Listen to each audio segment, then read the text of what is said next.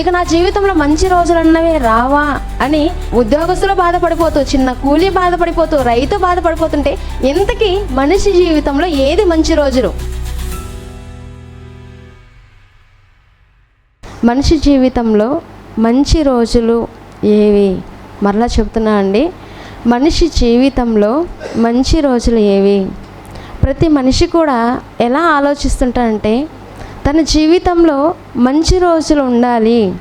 నాకు ఏంటోనండి ఈరోజు ఏది కూడా మంచి జరగలేదు, ఉదయం లేచినప్పటి నుంచి ఇప్పటి వరకు కూడా అన్నీ మరి మంచి జరగకుండా అన్ని కీడే జరుగుతుంది అని దినాల మీద పడి ఏడుస్తుంటాడు. ఇంతకీ మంచి రోజులు అన్నవి ఏవి? ఆ మంచి రోజులు ఎప్పుడు వస్తాయి? ఆ మంచి రోజులు వచ్చినప్పుడు మనిషి మరి ఎలా జీవించాలి, ఎవరి కొరకు జీవించాలి అన్నటువంటి విషయాన్ని మనం ముందుకెళ్ళి ఆలోచిద్దాం. ప్రతి మనిషి కూడా ఒక కీడు జరిగినప్పుడు ఈరోజు నాకు మంచిది కాదు అంటున్నాడు. ఈరోజు మరి నా జీవితంలో మంచి ఏది లేదు అంటున్నాడు. ఈరోజు ఇదిగో నాకు ఏది కూడా మంచిది జరగలేదండి, ఇక నా జీవితంలో మంచి రోజులు అన్నవే రావా అని ఇలా ఆలోచిస్తుంటారు. అందుకే పౌలు గారు ఎఫెసీ సంఘానికి మాట్లాడుతూ, ఎఫెసీ సంఘానికి పత్రికను రాస్తూ ఏమని చెబుతున్నారో ఒకసారి మనం ఎఫెసీలకు రాసిన పత్రిక 5వ అధ్యాయము 5వ వచనంలో ఒక మాటను మనం చూడగలిగితే, ఎఫెసీ పత్రిక 5వ అధ్యాయము 15వ వచనం, ఎఫెసీలకు రాసిన పత్రిక 5వ అధ్యాయము 15వ వచనంలో మనం చూడగలిగితే, దినములు చెడ్డవి గనుక మీరు సమయమును పోనీయక సద్వినియోగము చేసుకొనుము. ఇక్కడ పౌలు గారు దినములు చెడ్డవి గనుక అంటున్నారు. నిజంగా ఈ మనుషులు అనుకున్నట్లుగా ఇక్కడ పౌలు గారు చెబుతున్నటువంటి మాటలలోని సారాంశాన్ని మనం గమనించగలిగితే, ఇంతకీ నిజంగా దినములు చెడ్డవా? దినములు చెడ్డవా? ఆ దినాల్లో ఉంటున్నటువంటి మనుషులు చెడ్డవారా మనం ఆలోచించాలి. ఎక్కువగా ఎలా ఆలోచిస్తారు మనిషి? మంగళవారం అండి, మంగళవారము ఏ పని చేయకూడదు. మంగళవారం పని చేస్తే ఏంటంట, మంగళవారం పని చేస్తే మరలా చేయాలంట. మరి శుక్రవారం గురించి ఆలోచించామనుకోండి, శుక్రవారం అండి మంచి రోజు, ఈరోజు కలిసి వచ్చింది నాకు అంటుంటారు. మరి శుక్రవారం ప్రమాదాలు జరగవా? శుక్రవారాల్లో ఎవరు చనిపోరా? శుక్రవారాల్లో మరి ఎలాంటి ఇబ్బందులు జరగవా? అంటే మనుషులు ఎలా మారిపోయారంటే తమకంటూ ఈరోజు ఈ దినం మంచిది, ఈ గడియ మంచిది, ఈ నిమిషాలు మంచిది అని దినాలని లెక్క పెట్టుకుంటున్నాడు. ఆ దినాల వైపే ఆలోచిస్తున్నాడు. ప్రమాదం ఏ రోజైనా జరుగుతుంది, అది ఆదివారమైనా, మంగళవారమైనా, శుక్రవారమైనా, సోమవారం అయినా, ఏ రోజైనా జరుగుతుంది. ఇప్పుడు దినములు చెడ్డవు కనుక ఈ చెడ్డ దినాల్లో సూర్యుడు తిరగడం ఆగిపోయాడా? లేదే, తిరుగుతున్నాడు. చంద్రుడు ఏమైనా ఆగిపోయాడు? లేదే, చంద్రుడు తన పని తాను చేసుకుంటూ వెళ్ళిపోతున్నాడు. పోనీ భూమి ఏమైనా తిరగడం ఆగిందా? లేదు. కనుక ఇది దినాలు మంచివి. ఇక్కడ చెబుతున్నటువంటి విషయంలో ఆ సారాంశాన్ని మనం ఆలోచించగలిగితే, ఇదిగో దినములు చెడ్డవి అంటున్నారు. ఇంతకీ ఏ దినాలు చెడ్డవో, ఆ దినాలు ఎలాంటివో అన్నటువంటి విషయాన్ని సొలొమోను గారు రాజు, ఆ రాజుగారు చెబుతూ ఏమని చెబుతున్నారు ఈ దినాల గురించి మనం ఆలోచించగలిగితే, ప్రసంగి గ్రంథము 12వ అధ్యాయము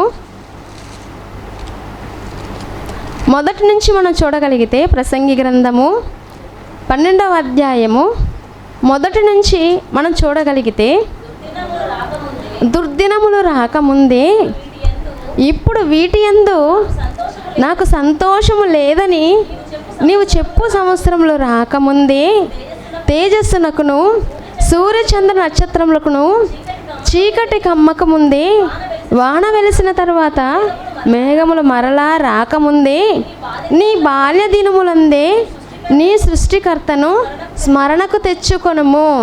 దేవుడు ఎప్పుడు స్మరణకు తెచ్చుకోమంటున్నాడు? బాల్య దినములందే సృష్టికర్తను స్మరణకు తెచ్చుకోమంటున్నారు.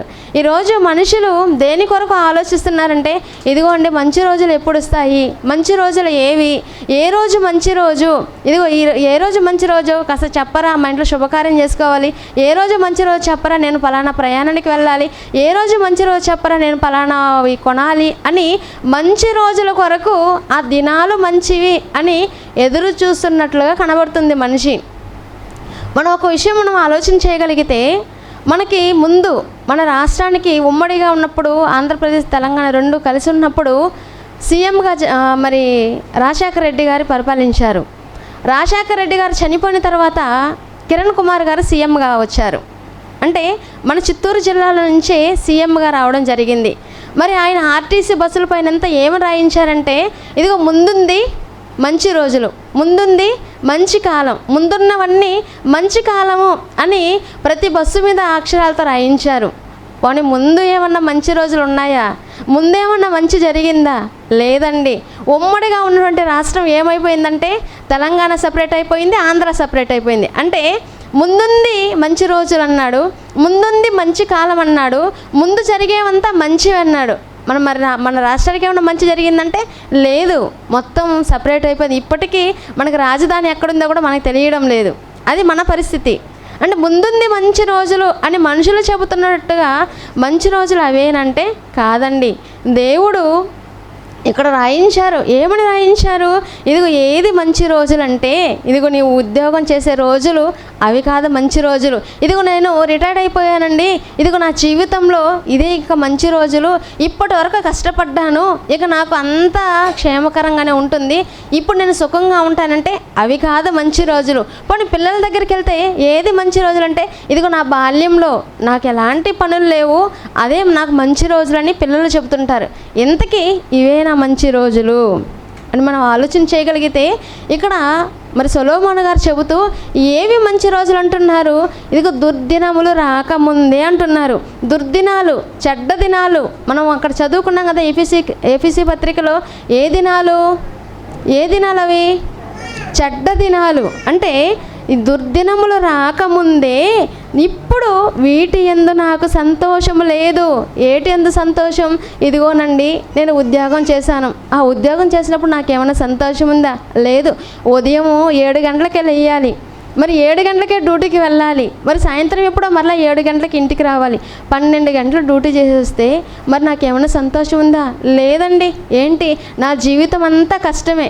పోనీ 1వ తేదీ వచ్చింది కదా, మరి ఆ జీతం తీసుకున్నాను అని ఆ ఒక్కరోజు ఏమన్నా సంతోషం ఉందంటే లేదు. అప్పులోళ్ళు మొత్తము ఎక్కడికి సెటిల్ చేసేయాలి, ఇక నా జీవితంలో ఏంటి ఉంది సంతోషము? ఏమీ లేదండి. ఉదయం లేచినప్పటి నుంచి సాయంత్రం పడుకునేంత వరకు కష్టపడుతూనే ఉన్నానని అంటారు. మరి అదే ఒక ఎంప్లాయీ అయితే ఆ విధంగా బాధపడతాడు కదా. ఒక రైతు దగ్గరికి వెళ్ళామనుకోండి, రైతు ఎలా ఆలోచిస్తాడు? ఏంటండి మీ జీవితంలో ఏవి మంచి రోజులంటే, పంట చేతికి వచ్చినప్పుడు అండి, ఇదిగో చేతి దాకా వచ్చింది, పంట అంతా నీటి ద్వారా మొత్తం మునిగిపోయిందండి, నా జీవితంలో మంచి రోజులు ఎక్కడ ఉన్నాయి అని ఒక రైతు బాధపడిపోతుంటారు. ఇలా ఉద్యోగస్తులు బాధపడిపోతూ, చిన్న కూలీ బాధపడిపోతూ, రైతు బాధపడిపోతుంటే ఇంతకీ మనిషి జీవితంలో ఏది మంచి రోజులు, ఏ రోజు మంచి రోజులు? అందుకే ఇక్కడ దేవుడు రాయించాడండి, దుర్దినములు రాకముందే ఇప్పుడు వీటి యందు నాకు సంతోషం లేదని చెప్పు సంవత్సరములు రాకముందే, ఇదిగో నా జీవితంలో సంతోషం ఏమీ లేదు అని నువ్వు చెప్తావే, ఆ రోజు రాకముందే ఏం చెయ్యాలంట? తేజస్సునకును సూర్యచంద్ర నక్షత్రములకును చీకటి కమ్మక ముందే, వెలుగున్నప్పుడే, సూర్యుడు ఉన్నప్పుడే, చంద్రుడు ఉన్నప్పుడే, నక్షత్రాలు ఉన్నప్పుడే, చీకటి కమ్మక ముందే, మన జీవితంలోనికి చీకటి అన్నటువంటిది రాకముందే ఏం చేయాలంట? వాన వెలిసిన తర్వాత మేఘములు మరలా రాకముందే, వాన పడింది, వాన వెలిసింది, వాన ఆగిపోయింది, ఇదిగో వాన వెలిసిందండి, నేను ఇప్పుడు ఏం చేయాలి? చకచక అని పనులన్నీ ముగించుకోవాలి అని ప్రయత్నిస్తుంటాం. వర్షం పడుతుంది అనుకోండి, వర్షం పడుతున్నప్పుడు మనం ప్రయాణిస్తుంటే ఏం చేస్తాం? ఎక్కడో ఒక చోట ఆగుతాం. అక్కడ ఆగగానే వాన ఆగిపోయింది. ఆగిపోయిన వెంటనే మరలా ఏమవుతాం? మరలా మనం ప్రయాణానికి సిద్ధపడతాం. ఏమని? ఇదిగో చకచకని మనము ఇంటికి వెళ్ళిపోవాలి, త్వరగా మనం ఇల్లు చేరుకోవాలి, ఇదిగో వాన ఆగిపోయింది అని నువ్వు ఎంత జాగ్రత్త పడతావో, ఎంతగా నువ్వు పరుగులు తీస్తావో. ఇక్కడ కూడా చెప్తున్నానండి, వాన వెలిసిన తర్వాత మరలా మేఘాలు వచ్చేస్తాయి. మరలా మేఘాలు వచ్చిందంటే మరలా వర్షము పడిపోతుంది. ఈ వర్షం రాకముందే నేను అన్నీ సిద్ధపరచుకోవాలి, నేను త్వరగా నా ఇంటికి నేను వెళ్ళాలని నీవు ఎలాగైతే ఆలోచిస్తావో, అలానే నీ బాల్య దినములందే నీ సృష్టికర్తను స్మరణకు తెచ్చుకొనుము. ఎప్పుడు తెచ్చుకోవాలి జ్ఞాపకానికంటే? బాల్య దినములందే. బాల్యంలో ఉన్నటువంటి వాళ్ళకి ఏమన్నా పని ఉందా? వంట వండే పని కానీ, బట్టలు ఉతికే పని కానీ, పాత్రలు కడిగే పనులు కానీ, ఇల్లు ఊడ్చే పనులు కానీ, ఉద్యోగానికి వెళ్ళాలని కానీ, సంపాదించి పిల్లలను పోషించాలని కానీ ఏమన్నా ఆలోచన ఉంటాయా? ఏముండదండి. ఎలా ఉంటుంది? వచ్చినామా, తిన్నామా, పడుకున్నామా, తెల్లారిందా, మళ్ళీ లేచి పరుగులెత్తామా ఎక్కడికి? స్కూలుకు. తల్లిదండ్రులు కూడా ఎలా ఉంటారు? అరే నువ్వు వచ్చావా, చదువుకున్నావా, హోంవర్క్స్ రాసావా, ఇదిగో పడుకో, తినేసి పడుకో, తినేసి పడుకున్నావా, మరలా లే, స్నానం చేయి, మరలా వెళ్ళిపో. అంటే ఎవరి మీద ఆధారపడతారంటే మొత్తం తల్లిదండ్రుల మీదనే. ఏదైనా సంపాదించే విషయంలో కానీ, ఏదైనా చేర్చి పెట్టాలన్న విషయంలో కానీ వాళ్ళకి ఏమన్నా ఆలోచన ఉంటుందంటే ఏది ఉండదు. ఏది దిగులు పడని దశ, ఏది కూడా, ఏ పని కూడా ఇది నాదని బాధ్యతగా తీసుకొని చేసే పరిస్థితులు లేని దశ ఏదంటే అది బాల్య దినమే. అలాంటి బాల్య దినంలో ఎవరి గురించి ఆలోచన చేయమంటున్నారంటే, ఇదిగో బాల్య దినములందు నీ సృష్టికర్తను నువ్వేం చేయాలి? స్మరణకు తెచ్చుకో.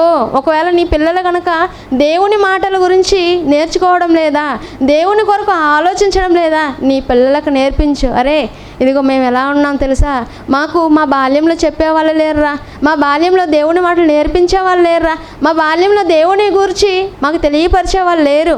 ఇప్పుడు మీకు అవకాశం ఉంది, ఇప్పుడు మీకు అందుబాటులో దేవుని మాటలు చెప్పేవాళ్ళు ఉన్నారు. నేర్చుకోవడానికి సోషల్ మీడియా ఉంది, నేర్చుకోవడానికి ఎన్నో దేవుడు రాయించినటువంటి ఆ మాటలను పుస్తకాల రూపంలో మీ ముందు తీసుకొచ్చి పెట్టారా. ఇవి చదవండి, ఇవి నేర్చుకోండి, జ్ఞానాన్ని పెంపొందించుకోండి అని ఏ తల్లిదండ్రులైనా నేర్పించగలుగుతున్నారంటే లేదండి. ఏం చేస్తున్నారు? బాల్యంలోనే ఇదిగో చెల్లికి ఒక ఫోను, అక్కకు ఒక ఫోను, తమ్ముడికి ఒక ఫోను, అన్నకు ఒక ఫోను, ఇలా నలుగురికి 4 ఫోన్లు, ఇక తల్లిదండ్రులకి 2కి చెరొకటి. ఇక 6 మంది కూర్చొని ఏం చేసుకుంటారు? ఒక్కొక్కరు ఒక్కొక్క మూల కూర్చొని ఎవరికి ఇష్టం వచ్చిందో వాళ్ళు చూసుకుంటున్నారు. అందులో పిల్లలు ఏం చేస్తున్నారు అన్నటువంటి విషయాన్ని తల్లిదండ్రులు గ్రహించరు, తల్లిదండ్రులు ఏం చేస్తున్నారు అన్నటువంటి విషయాన్ని పిల్లలు పట్టించుకోరు. ఒకానొక సమయంలో అండి, ఒక పిల్లవాడు కనీసం తల్లి చనిపోయింది అన్నటువంటి విషయాన్ని కూడా గమనించకుండా గేమ్ ఆడుకుంటూ కూర్చొని ఉండిపోయాడంట అండి.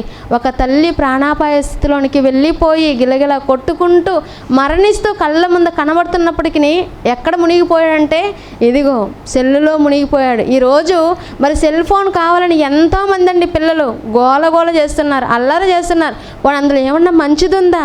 అన్నీ చెడ్డవేనండి. మీరు అనుకోవచ్చు, ఇదిగో సెల్ ఫోన్ నా చేతిలో ఉంది కదా, మరి అరచేతిలో మరి మొత్తం వైకుంఠం అంతా కనబడుతుంది అని మాట్లాడుతుంటారు. అరచేతిలో ఏముందంట? మొత్తం కనబడుతుందంట. అరచేతిలో ఉంది మొత్తము కూడా అన్నీ అందులో ఉపయోగించేవి కొన్ని మాత్రమే మంచి. ఆ మంచినే మనం స్వీకరించాలి, మంచి కొరకే మనం ఆ సెల్ ఫోన్ని ఉపయోగించాలి తప్ప అన్నీ కూడా ఒక మంచి చూస్తున్నాం అనుకోండి, ఎన్ని చెడు వస్తుందండి.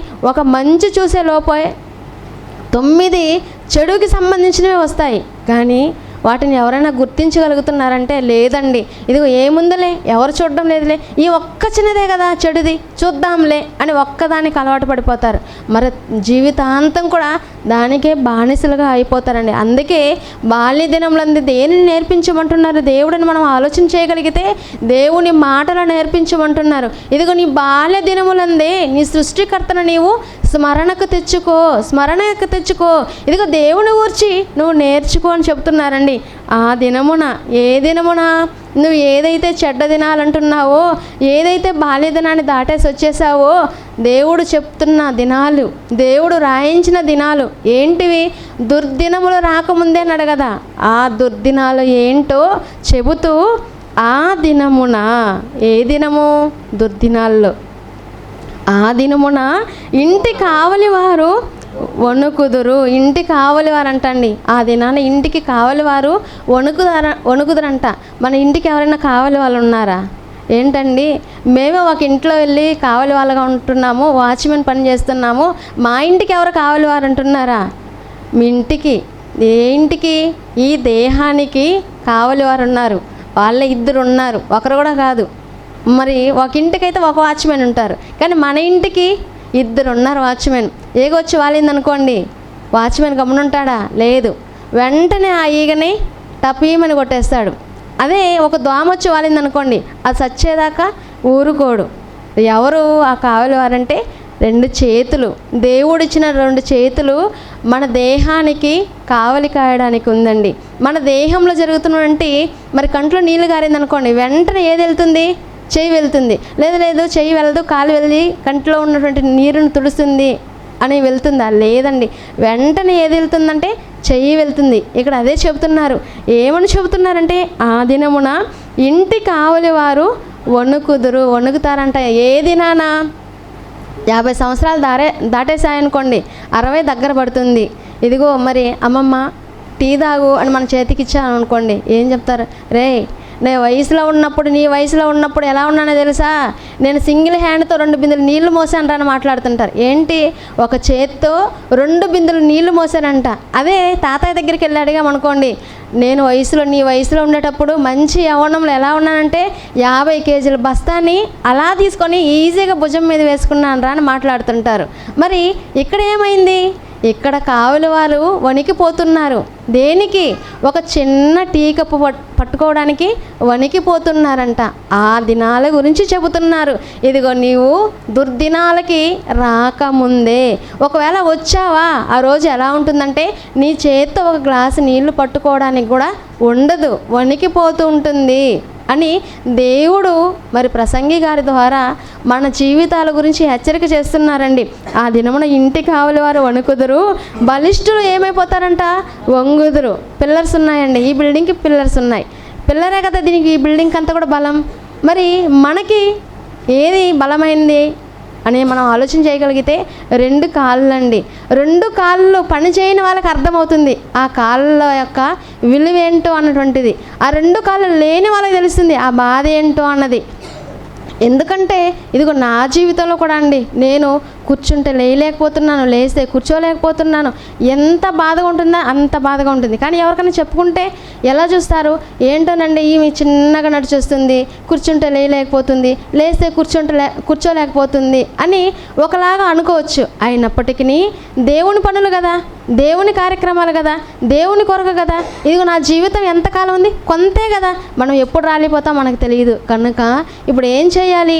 ఈ అవయవాలు సక్రమంగా ఉన్నప్పుడే మనం దేవుని కొరకు ఈ అవయవాలను ఉపయోగించాలి అని ఈ కాళ్ళను దేవుని పని కొరకు ఉపయోగించడం జరుగుతుందండి. ఇక్కడ దేవుడు చెబుతున్నాడు. ఏమని చెబుతున్నాడు? బలిష్ఠులు వంగిపోతారు. ఎప్పుడు వంగిపోతారంటే ఇదిగో నువ్వు దుర్దినాలకు వచ్చేసావా, అప్పుడు నువ్వు నడవాలన్నా నడవలేవు, నువ్వు తిరగాలన్నా తిరగలేవు, ఇదిగో నువ్వు మెట్లు ఎక్కాలన్నా మెట్లు ఎక్కలేవు, కూర్చోవాలన్నా కూర్చోలేవు. ఎలా ఉండాలి?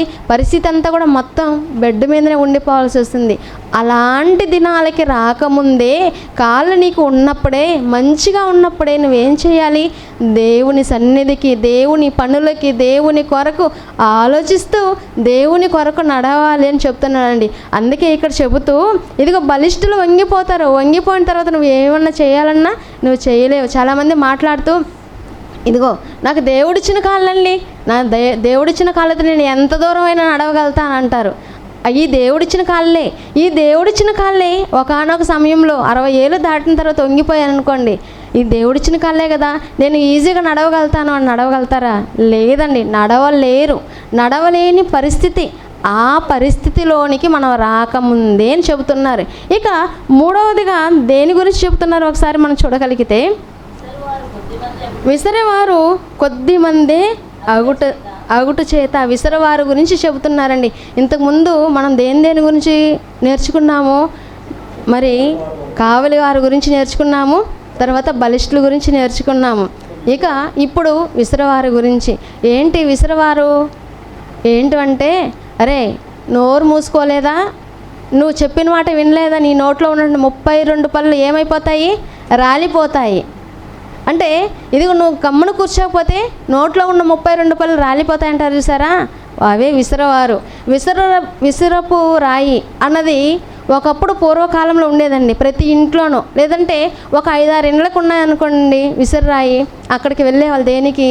రాగులు విసరడానికి, కందులు విసరడానికి, లేదంటే మరి జొన్నలు కానివ్వండి. అంటే దాంట్లో వేసి విసిరితే ఏమొస్తుందంటే, పప్పు కావాలంటే పైకి కొంచెం రాయి పైకెత్తి విసిరితే పప్పుగా అవుతుంది. పిండి కావాలంటే కొంచెం బలంగా విసిరామనుకోండి పిండి అవుతుంది. ఇప్పుడు అలాంటి పరిస్థితి ఉందా? లేదు. ప్లగ్ పెట్టామా, స్విచ్ ఆన్ చేసామా, 2 నిమిషాలు మన చేతికి వచ్చేసిందా? అంటే ఎంత ఈజీ అయిపోయింది. ఇక్కడ చెబుతున్నారు, ఏమని చెబుతున్నారు? విసరవారు కొద్ది మంది అవుతారు అంటున్నారు. మరి మన వాళ్ళు నాన్ వెజ్ చేసామనుకోండి ఇంట్లో, వెతికి కొన్నిటిని వెతుకుతుంటారు నాన్ వెజ్లో. కొంతమందికి ఏమో మెత్తన మాంసం అంటే ఇష్టం, కొంతమందికి ఏమో ఏది ఇష్టం? ఎముకలు అంటే ఇష్టం. ఇప్పుడు ఆ ఎముకలో ఉన్న చిన్న కొంచెం గుజ్జు కొరకు ఎంత పోరాడుతుంటారు. అది వచ్చేంత వరకు నవలడం విడిచిపెట్టరు. అలాంటిది దుర్దినాల్లోనికి వచ్చేసారనుకోండి, 60 ఏళ్ళ వయసుకు వచ్చేసారనుకోండి, అలాంటప్పుడు ఇదిగో నీకు ఎముకలు అంటే చాలా ఇష్టం కదా, ఇదిగో తిను అని ఒక ప్లేట్కి నిండికి ఎముకలు తెచ్చిచ్చారనుకోండి, ఎలా మాట్లాడతారు? నాకెందుకు బాబు, నేను ఏం తినలేను, ఏదో మెత్తగా ఉన్న 2 ముక్కలు పెడితే అలా చప్పరించుకుంటాను అని మాట్లాడుతుంటారు. ఇది నిజమా కాదా? నిజమేనండి. అందుకే ఇక్కడ చెప్తున్నారు, విసరవారు ఏమైపోతారంట? కొద్ది మంది అవుతారంట. పళ్ళు వచ్చేటప్పుడు చూడండి, అరే మా బాబుకి సంవత్సరం దాకా పళ్ళు రాలేదు, ఇప్పుడే వచ్చింది, ఈ పళ్ళే ఫస్ట్ వచ్చింది అని మాట్లాడుతుంటారు. అలా మాట్లాడుతూ ఇదిగో ఈ 4 పళ్ళే మొట్టమొదటిగా వచ్చాయి అంటుంటారు. కొంతమందికి జ్ఞానదంతాలు వస్తుంటాయంటండి. ఆ జ్ఞానదంతం జ్ఞానాన్ని కలుగజేస్తుంది. ఇదిగో మరి దశను మార్చుకుంటూ వస్తున్నాను నాయన్న, ఇప్పుడు నీకు జ్ఞానం కలుగుతుంది, జ్ఞానదయాన్ని నేను కలిగజేస్తున్నానని దేవుడు జ్ఞానదంతాన్ని ఇచ్చాడు. కొంతమంది ఏం చెప్తుంటారు? ఇదిగో నాకు జ్ఞానదంతం వస్తుంది అని ఆశ్చర్యపోతూ ఉంటారు, ఆనందపడిపోతుంటారు. ఇక్కడ ఏం చెప్తున్నా అంటే, ఇదిగో నువ్వు దుర్దినాల్లోనికి వచ్చేసావా, అలా వచ్చేసావంటే విసరవారు ఏమైపోతారంటే కొద్ది మంది అయిపోతారు. ఇప్పుడు నువ్వు ప్లేట్ నిండికి ఎముకలు తీసుకొని వచ్చి పెట్టు అని నువ్వు అడగవు. చిన్నప్పుడు నీకు ఉగ్గుపాలు, తర్వాత ఏదైతే సర్లాక్ తినిపించారో, ఏదైతే మెత్తని ఆహారం పెట్టారో ఆ మెత్తని ఆహారాన్ని నువ్వు కోరుకుంటావు. ఇదిగో నాకు మెత్తగా అన్నం చేసి పెట్టండి, ఇదిగో మెత్తని వస్తువులు ఇవ్వండి, మెత్తగా ఉండే పండు ఇవ్వండి అని ఇలా కోరుతావు. ఆ దినాలు రాకముందే అని చెప్తున్నారండి. ఆ విసరవారు కొద్ది మంది అయిపోతే ఏమైపోతుంది? నువ్వు ఏం తినాలనుకున్నా నువ్వు తినలేవు. ఇక ఆ తర్వాత విసరవారు కొద్ది మంది ఒకటి చేత పని చాలించుకుందరు, కిటికీలలో గుండా చూచేవారు కాణలేకహిందురు. కిటికీలు అంటా అండి. ఏంటి? మన ఇంటికి కిటికీలు అయితే మనకు తెలుసు, మన చర్చి బిల్డింగ్ ఉన్న కిటికీలు అయితే మనకు తెలుసు. ఇక్కడేంటి? కిటికీలు గుండా చూచేవారు కాణలేకపోతారు అంటున్నారు. ఏంటంటే మన 2 కళ్ళు, ఈ 2 కళ్ళు దేవుడు ఎందుకు ఇచ్చాడంటే దేవుని మాటలను చదవడానికి. దేవుని మాటలు ఒకవేళ నీకు చదవడం రాదా, చదివేవారు మరి చెప్తున్నప్పుడు చెప్పేవారు వాళ్ళు చెప్తున్న మాటలను చూడడానికి, అంతేగాని దొంగ చూపులు చూసుకుంటూ, ఓర చూపులు చూసుకుంటూ, ఇదిగో చర్చిలోకి ఎవరు వచ్చారు, ఎవరు రాలేదు, ఇంతకీ చర్చి ఖాళీగా ఉందా, ఫుల్గా ఉందా? చాలామంది ఎలా సంతోషపడతారంటే, చర్చిలో మరి ఎవరు రాలేదనుకోండి, అమ్మయ్య ఈరోజు ఎవరు రాలేదు, శుభ్రంగా ఖాళీగా అయిపోయింది, మొత్తం ఖాళీ, అంతా అయిపోయింది, ఇంకేం లేదు, ఇంకా తలుపులు వేసేయడమే అని ఇలా ఆలోచిస్తుంటారు. ఒకవేళ చర్చి నిండికి అందరూ వచ్చారనుకోండి, అప్పుడు ఎలా ఆలోచిస్తారు? అమ్మ ఈరోజు ఏంటో ఇంతమంది వచ్చారు, ఎక్కడి నుంచి తీసుకొని వచ్చారు, వీళ్ళంతా ఎవరు, అందరూ కొత్తగా ఉన్నారు, ఇలా ఆలోచిస్తారు. ఇంతకీ నీకు దేవుడు కళ్ళు ఎందుకు ఇచ్చాడు? కళ్ళు ఇచ్చింది చూసి ఆనందపడమని. ఇదిగో నువ్వు చెప్పలేని మాటలు ఎవరో నలుగురికి వెళ్ళి చెప్పారు, నలుగురిని తీసుకొని వచ్చి కూర్చొని పెట్టారు, ఇదిగో నేను చేయలేని పని వాళ్ళు చేశారులే, దేవుని మాటలు వింటున్నారులే అని ఆనందపడాలి. ఒకవేళ సంఘానికి ఎవరు రాలేదా, అయ్యో ఏం పని ఉందో ఏమో, ఎందుకు రాలేదు ఏమో, ఇండు నా సహోదరునికి నేను ఫోన్ చేస్తాను, ఎందుకు రాలేదు సంఘానికి అని నేను పిలుస్తాను అని అలాంటి పనులు చేయాలి. దాన్ని విడిచిపెట్టేసి ఎవరు వచ్చారు, వీళ్ళు వచ్చారా, వాళ్ళు వచ్చారా, ఎవరు రాలేదా, అంతే ఇంకంత అయిపోయిందిలే, సంఘం ఎత్తేసినారులే అని ఇలాంటి ఆలోచనతో ఉండకూడదు. ఇక్కడ చెప్తున్నారు దేవుడు, ఏమని చెప్తున్నారు? కిటికీల గుండా చూచువారు కాణలేకుందురు. ఇదిగోండి ఈరోజు మనందరికీ చూపు బాగుందంటే లేదండి. మనకి దేవుడు 2 కళ్ళు ఇస్తే మళ్ళీ ఆ 2 కళ్ళకి ఇంకొక 2 కళ్ళు జాయిన్ చేసుకున్నాం. ఏంటివి? కళ్ళద్దాలు. అవి లేకపోతే మనం చదవగలమా? చదవలేము. చూపు కనబడుతుందా? కనబడదు. ఇప్పుడు ఏం చేయాలి? నీకు కళ్ళు కనబడుతున్నప్పుడే, కళ్ళు బాగున్నప్పుడే దేవుని మాటలను చదవాలి, దేవుని గురించి ఆలోచించాలి. దేవుని పనులు ఈ కళ్ళతో చూసి దేవుని సంఘంలో ఏదైనా పనులుంటే చెయ్యాలి. ఇక మరో విషయానికి రాగలిగితే, తిరుగుట రాళ్ళ ధ్వని తగ్గిపోవును. నువ్వు పళ్ళు కొరుకుతుంటావు కదా, అవతలని చూసి ఉండలే నీ సంగతి చూస్తాను అని పట అని పళ్ళు కొరుకుతుంటావు. ఆ పళ్ళు తిరుగుట రాళ్ళ ధ్వని ఏమైపోతుంది? ఇక నీకు పళ్ళు కొరికే ఆ పని లేదు, ఆ ధ్వని ఇంక రాదు. ఏమన్నా ఉంటే మూతి ముడుచుకొని కూర్చోవడమే మూల, అంతే తప్ప పళ్ళతో కొరికే పని అయితే మాత్రం ఉండదు.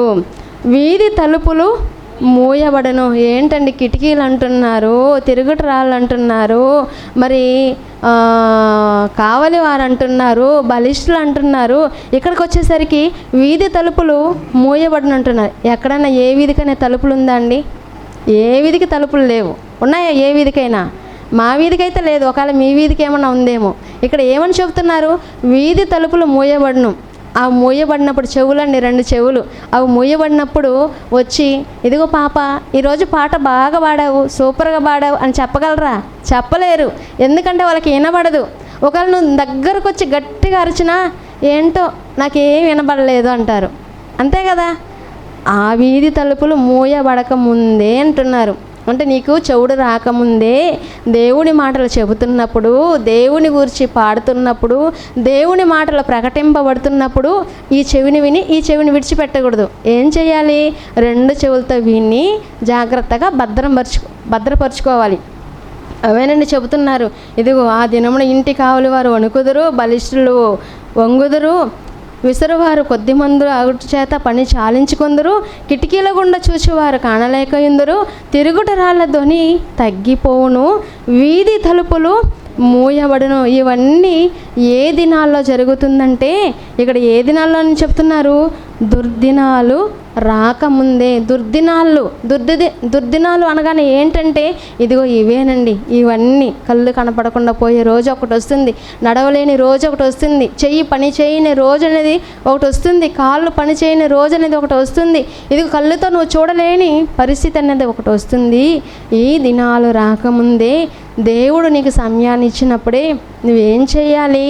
దేవుని గూర్చి ఆలోచించాలి, దేవుని గూర్చి దేవుని పనుల్లో ఉండాలి. అందుకే పేతురు గారు పత్రికను రాస్తూ తన పత్రికలో ఏమని చెబుతున్నారో ఒకసారి మనం చూడగలిగితే, ఒకసారి పేతురు గారు రాసినటువంటి మొదటి పత్రిక 3వ అధ్యాయము 10వ వచనము. పేతురు గారు రాసినటువంటి మొదటి పత్రిక 3వ అధ్యాయము 10వ వచనానికి మనం రాగలిగితే, జీవమును ప్రేమించి మంచి దినములు చూడగోరువాడు. జీవమును ప్రేమించి, జీవం అంటే ఏంటి? ఇదిగో మనలో ఉన్నటువంటి ఆత్మే కదా జీవింపజేస్తున్నది. ఆత్మను ప్రేమించాలి. చాలామంది ఎలా ఉంటారంటే శరీరాన్నే ప్రేమిస్తుంటారండి. లోకంలో ఉన్న వాళ్ళైతే శరీరాన్ని ప్రేమించుకుంటున్నారు. మనం ఎంతవరకు ప్రేమించాలి? కొంతవరకే. ఇదిగో శరీరంతో ఉన్నప్పుడు ఎలా ఆలోచిస్తారు? ఇదిగో ఈ శరీరానికి ఏ బట్ట వేయాలి, ఈ శరీరాన్ని ఎక్కడికి మరి వెళ్ళి అందంగా మలుచుకోవాలి, ఈ శరీరానికి ఏ నగలు పెట్టాలి, ఈ శరీరాన్ని ఎలా కాపాడుకోవాలి, ఈ శరీరాన్ని ఇంకా అందంగా ఉండాలంటే ఏం చేయాలి అని ఇలా ఆలోచిస్తుంటారు. కానీ ఇక్కడ చెబుతున్నటువంటి మాటలు ఏంటంటే, జీవమును ప్రేమించి. ముసలివాళ్ళ దగ్గరికి వెళ్ళామనుకోండి, ఏంటి తాతారా కొత్త బట్టలు కొనుక్కుందు అని మనం పిలిచామనుకోండి, వాళ్ళు అడుగుతారా కొత్త బట్టలు? నాకెందుకు నాయన కాటికి కాలు చాపేశాను, ఇప్పుడు ఎందుకు నాకు కొత్త బట్టలు అంటారు. అవునా కాదా? అంటే జీవాన్ని, అంటే వాళ్ళు దేహాన్ని ప్రేమిస్తారంటే దేహాన్ని ప్రేమించరు. కానీ మనమైతే దేన్ని ప్రేమిస్తాం? దేహాన్ని ప్రేమిస్తాం. ఉదయం లేగానే మొహం కడుక్కుంటాం, అందంగా ఉందా లేదని అద్దం ముందు చూసుకుంటాం లేదా? వెళ్ళగానే బైబిల్ చూసినా చూడకపోయినా దేన్ని చూస్తామంటే అద్దం దగ్గరికి వెళ్తాం, ముఖం ఎలా ఉందని చూసుకుంటాం. ఆ తర్వాత స్నానం వచ్చిన తర్వాత మళ్ళీ అద్దం దగ్గరికి వెళ్తాం. మళ్ళీ చర్చికి వచ్చేటప్పుడు బైబిల్ ఉందో లేదో చూసుకోం, ఇంతకీ నా ముఖం అందంగా ఉందో లేదో అని మళ్ళీ చూసుకుంటాం. అంటే మన శరీరాన్ని ప్రేమించుకుంటూ ఉంటాం. ఇదిగో ఈ శరీరాన్ని ప్రేమించుకుంటావా? ఈ శరీరానికి ఒకానొక దినం దుర్దినాలు అన్నటువంటి స్టార్ట్ అవుతాయి. కనుక మీరు ఏం చేయాలి? ఈ దేహాన్ని ఎక్కువగా ప్రేమించవద్దు. ఈ దేహానికి ఏం చేయాలంటే నలగగొట్టుకోండి. ఎలా నలగొట్టుకుంటారు? ఒక రాయి ఎత్తుకొని దేహాన్ని నలగొట్టుకోమని చెప్పారండి ఈరోజు మా చర్చిలోని. అలా నలగొట్టుకోవద్దండి. ఎలా నలగొట్టుకోవాలంటే దేవుని పనిలో మన దేహాన్ని, మన శరీరాన్ని నలగొట్టుకోవాలి. దేవుని పనిలో మన దేహం నలిగిపోవాలి.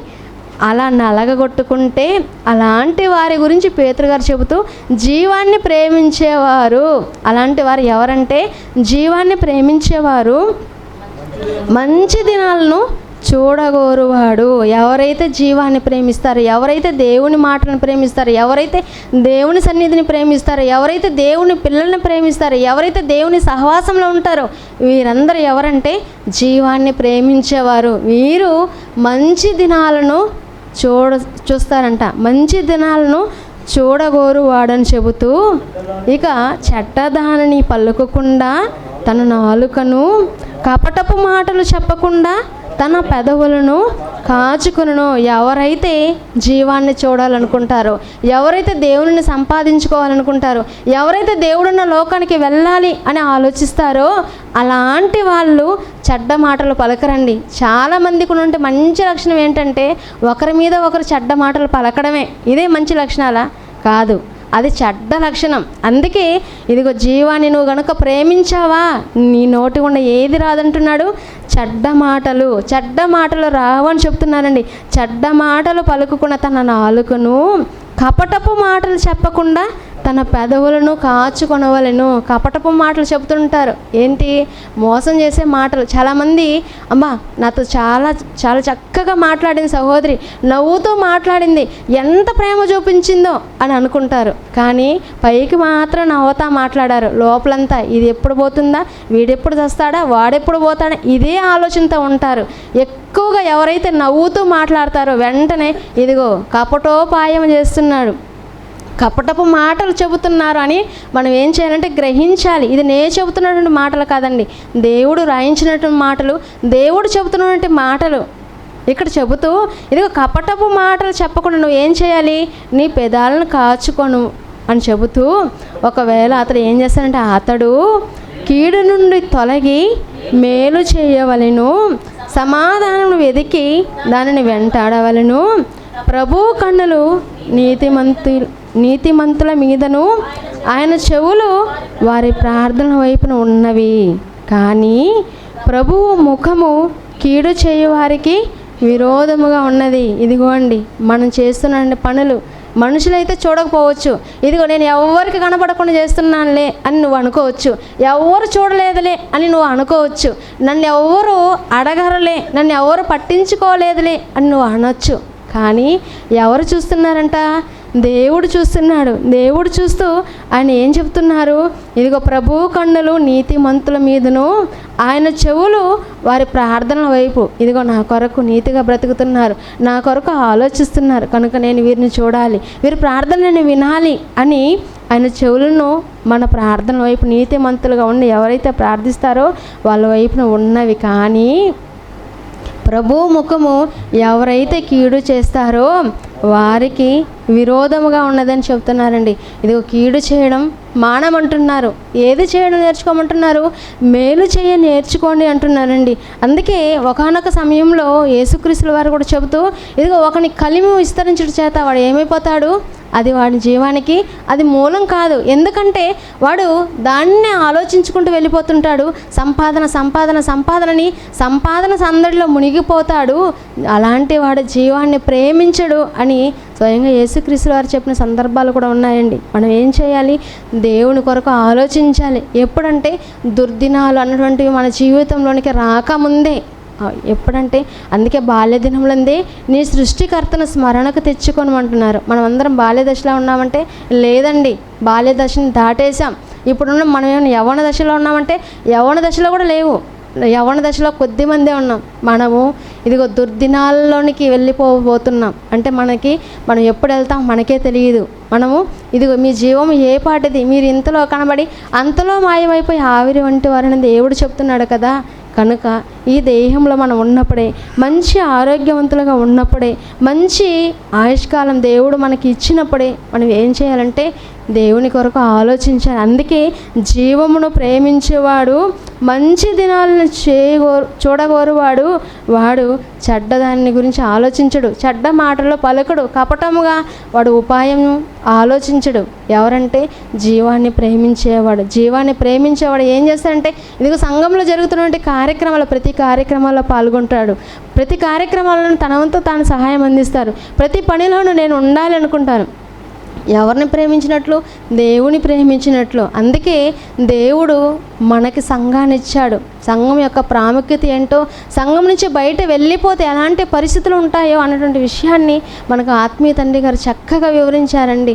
ఎందుకంటే ఇదిగో మన ఆత్మీయ జీవితాల్లో మనం దినదినము అభివృద్ధి చెందుతూ మనం మాత్రమే కాదు కదా, మనతో పాటు కొద్దిమంది అయినా తండ్రి ఉన్న లోకానికి చేరుకోవాలి అన్నటువంటి ఆలోచనతోనే. కనుక మన జీవితంలో మంచి దినాలు ఏవంటే మనం ఎప్పుడైతే జీవాన్ని ప్రేమిస్తామో, ఎప్పుడైతే దేవుని సంఘాన్ని ప్రేమిస్తామో, ఎప్పుడైతే దేవుని పనులలో ఉంటామో, ఎప్పుడైతే దేవుని పనులలో మనము ఉంటూ మనతో పాటు కొద్దిమందిని దేవుని సన్నిధికి నడిపిస్తామో అవే మంచి రోజులు.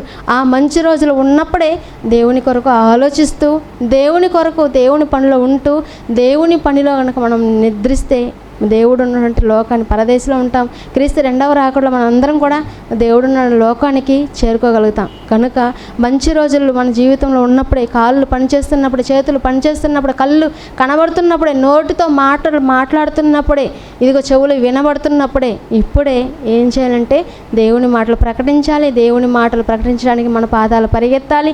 దేవుని పనులు మన చేతులు ఉపయోగించాలి. దేవుని మాటలు వినడానికి మన చెవులు వినియోగించాలి. కనుక ప్రతి ఒక్కరు కూడా దేవుని కొరకే ఆలోచించాలి తప్ప ఇదిగో వాళ్ళ గురించి, వీళ్ళ గురించి, మనుషుల గురించి మనం ఏది కూడా చెడ్డగా మాట్లాడకూడదు. అలాంటి వాళ్ళని దేవుడు శిక్షిస్తానని కూడా చెబుతున్నాడు. కనుక మనకు మంచి రోజులు మన జీవితంలో ఉన్నప్పుడే దేవుని పనులలో మనం ఉంటూ దేవుని నుండి లోకాన్ని సంపాదించుకోవాలని కోరుకుంటూ ఈ నా మాటలు ముగిస్తున్నాను. అందరికీ నా వందనాలు.